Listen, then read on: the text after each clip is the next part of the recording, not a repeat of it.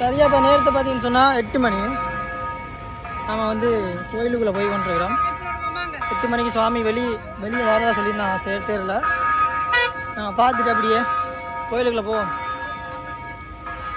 பழமையாகவே காலை வேளையில் பார்த்தீங்கன்னு சொன்னால் தேருக்கு அதிகப்படியான மக்கள் வருவாங்க.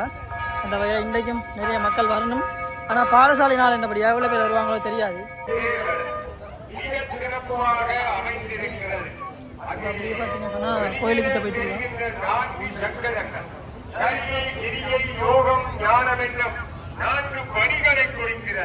ஒரு மனிதன் இதன் வழியாலேதான் இப்பாதங்களை அனுசரித்துத்தான் தேரோட்டம். அந்த வகையிலேதான் இரண்டாம் செதுக்கப்பட்டிருப்பதை நாம் அவதானிக்கலாம். இவை மனித வாழ்க்கையில் உள்ள காமம் செய்ய போகிறோம். ஆகவே அந்த 5வது கலசம் மேலேயுள்ள முடியானது வாழ்க்கையில் உண்டன பொருளான தேங்காய் உடைக்கிறதுக்கு நிற்கிறாங்க.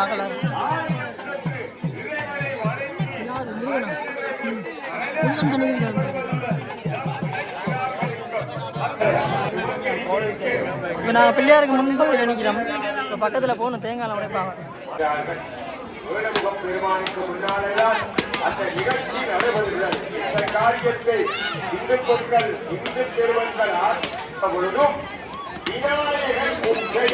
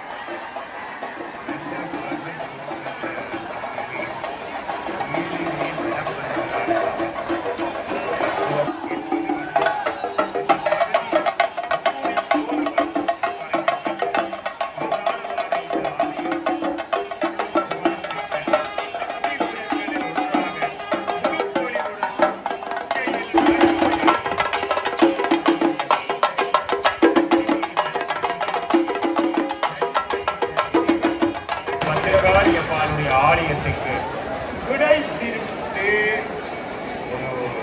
அவனின் திரு அருளினானே என்பதில் எந்த விதமான சந்தேகமும் இல்லை.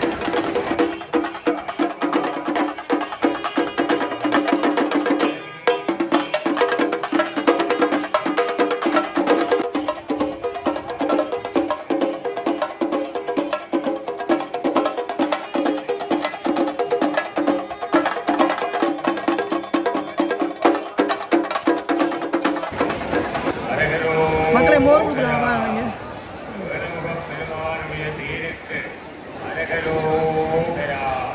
முருகப்பெருமானுடைய தேருக்கு அரகரோகரா, பத்திரகாளி அம்பாளுடைய தேருக்கு அரகரோகரா.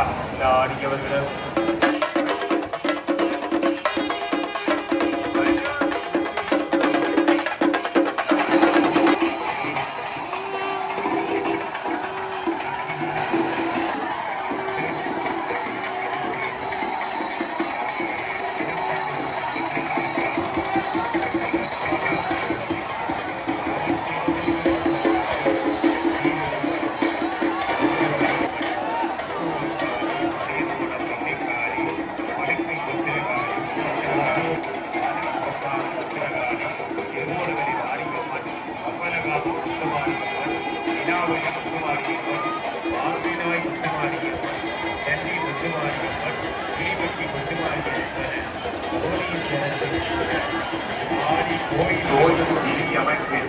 காட்சியிருந்தும் அங்கியில் சங்காரம்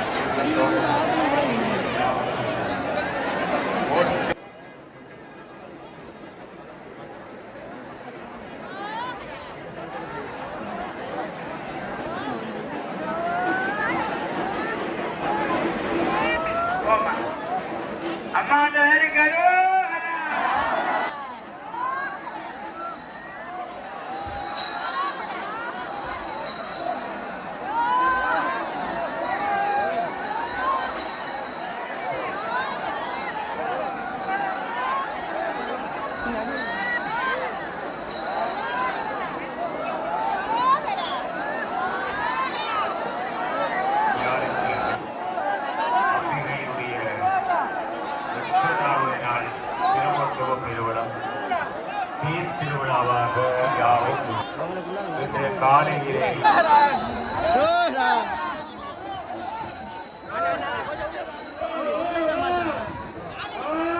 இதில் 3 லைனை பார்த்தீங்கன்னா ஒரே லைனை மாற்றினாங்க பாருங்க. அப்போ தான் நிறைய மாதிரி இருக்கும். கடைசி நாங்கள் கோயில் கோபுரத்துக்கு முன்னுக்கு வந்துட்டோம்.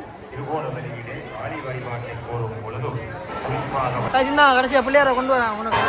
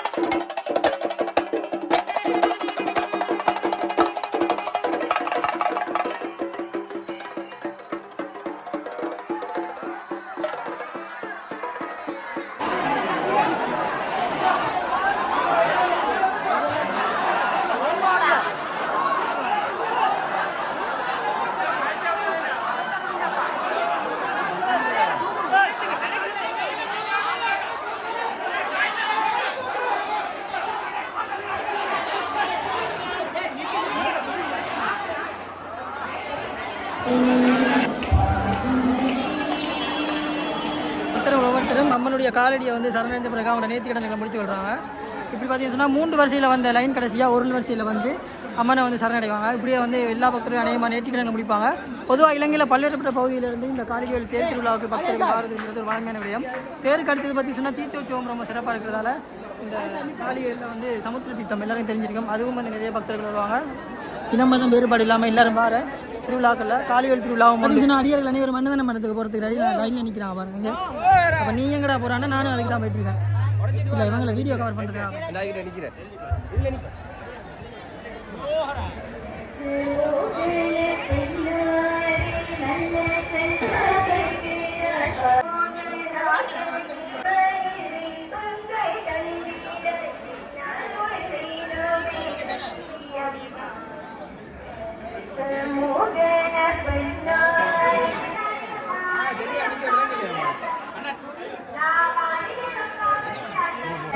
திருவிழாவில் கடைசி நிகழ்வு பச்சை சாத்துறது. அது பிறகு இரவு பூசை நினைக்கிறேன், மதிய பூசை எனக்கு தெரியல. அதை பற்றி ஐயா என்ன மாதிரி பச்சை சாத்துறது பிறகு பூசை இருக்கா? இது பூசை நடத்துவாங்கண்ணே. ஆனால் இப்போ நாங்கள் என்னத்துக்கு நிற்கிறோம்? அன்னதானம் வாங்குறதுக்கு. ஆனால் உண்மையாக அதான் முக்கியம்னு சொல்லுவாங்க. என்னென்னு சொன்னால் கோயிலுக்கு வந்து கோயில் பிரசாதத்தை சாப்பிட்டா தான் அந்த கோயிலுக்கு அந்த பலன் நிறைவடைஞ்ச மாதிரி சொல்லுவாங்க, திருப்தி கிடைக்கும். ஸோ அதாவது நம்ம வயிறார சாப்பிட்டுட்டு போகும்போது தான் அந்த அம்மனுக்கே சந்தோஷமாக இருக்கும். ஏன்னா எல்லாருமே சாப்பாடு தானே கஷ்டப்படுறோம். அதனால் எப்போயுமே இந்த கோயில்கள் வழியாக பிரசாதம் வாங்குறதுக்குலாம் வெக்கப்படக்கூடாது. நின்று பொறுமையாக வாங்கிட்டு வீட்டை போய் அழகாக சாப்பிடலாம். வீட்டை கொண்டு போகிறார்கள், வீட்டை கொண்டு போய் வீட்டை உறவினருக்கும் கொடுக்கலாம். பொறுப்பு ஐயா தான் பொறுப்பா.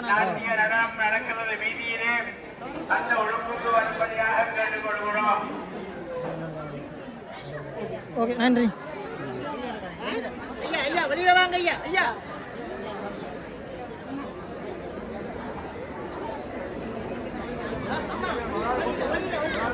என்னண்டையா ஐயா திறவை, இது பேச்சு திறமையா. ரெண்டு வா